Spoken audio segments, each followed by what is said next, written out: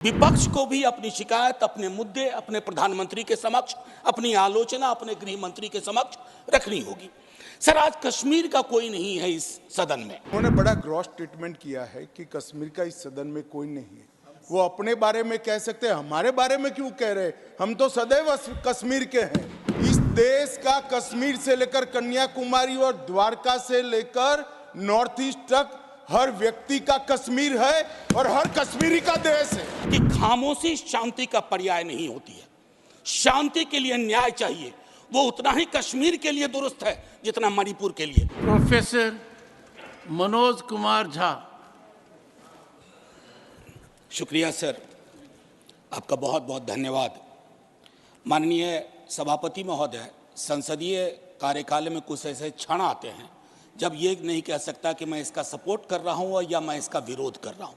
कई सारी चीज़ें हैं इसमें जो वेलकम इनिशिएटिव हैं, मैं मानता हूँ। बस कुछ सुझाव दूंगा, क्योंकि अक्सर मैं देखता हूँ कि हमारे बीच का संवाद, माननीय सभापति महोदय, विपक्ष का अलग से कोई प्रधानमंत्री नहीं होता या विपक्ष का अलग से कोई गृह मंत्री नहीं होता। विपक्ष को भी अपनी शिकायत, अपने मुद्दे अपने प्रधानमंत्री के समक्ष, अपनी आलोचना अपने गृह मंत्री के समक्ष रखनी होगी। सर, आज कश्मीर का कोई नहीं है इस सदन में। मैं था उस दिन जब नहीं, सॉरी, ये नॉमिनेटेड मेंबर है। माननीय सदस्य अपने एक सेकंड सर, उन्होंने बड़ा ग्रॉस स्टेटमेंट किया है कि कश्मीर का इस सदन में कोई नहीं है। वो अपने बारे में कह सकते हैं, हमारे बारे में क्यों कह रहे? हम तो सदैव कश्मीर के हैं, हमेशा के। आपके बारे में वो सच हो सकता है, हमारे बारे में आप कैसे स्टेटमेंट कर सकते हो भाई?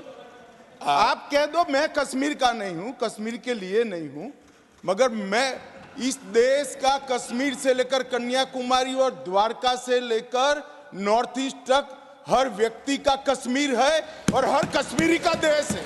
क्या बात कर रहे हैं आप? माननीय सभापति महोदय, सदन की एक व्यवस्था के तहत मैंने ये बात कही थी। वो नॉमिनेटेड मेंबर है, मैं जानता हूँ। माननीय गृह मंत्री जी ने दूसरी बात कही है। सर, मैं समझ गया। सर, या तो मुझे बात कहने दी जाए। मैं ये कह रहा था कि जैसे मैं बिहार से चुन के आता हूँ, उस संदर्भ में मैंने ये बात कही थी। देश तो सबका है सर, तिरंगा यहाँ कहीं किसी से छोटा नहीं है सर। मैं सिर्फ इतना कहना चाहता था।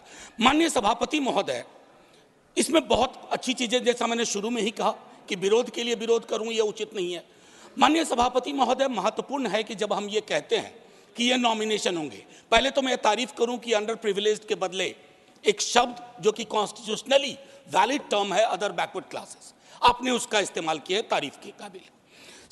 ये जो नॉमिनेट करने का अधिकार एलजी साहब को है आज की डेट में, कल राज्य बन जाएगा तो गवर्नर साहब होंगे।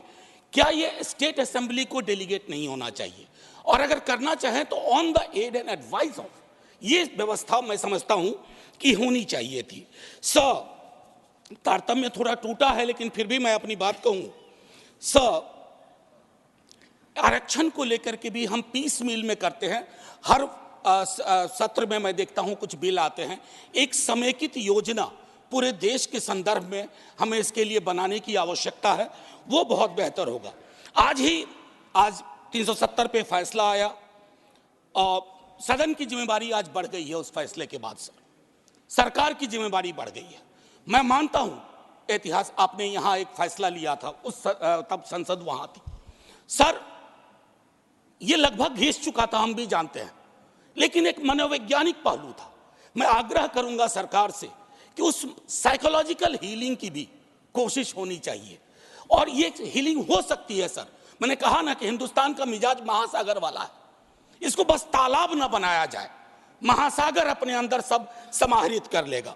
माननीय सभापति महोदय, जो कश्मीरी घाटी में रह रहे हैं, गांव में रह रहे हैं, उनको लेकर के भी एक चिंता होनी चाहिए।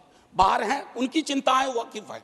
बल्कि विवेक जी ने यह बात कहा कि बुरे से बुरे वक्त में एक बहुत बड़ी आबादी उन्हीं घरों में, गांव में, गलियों में रही, उनका एक्नॉलेजमेंट मैं समझता हूं बहुत आवश्यक है।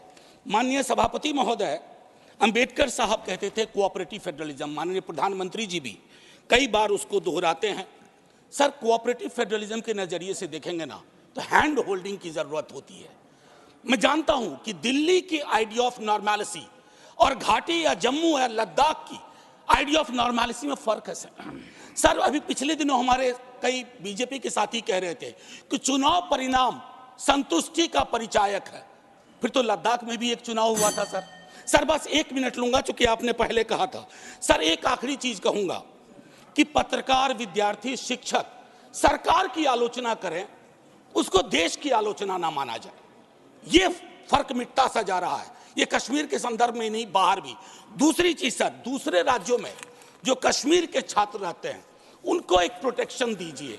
और आखिरी चीज कहूंगा सर, बड़ी पीड़ा के साथ, कि खामोशी शांति का पर्याय नहीं होती है।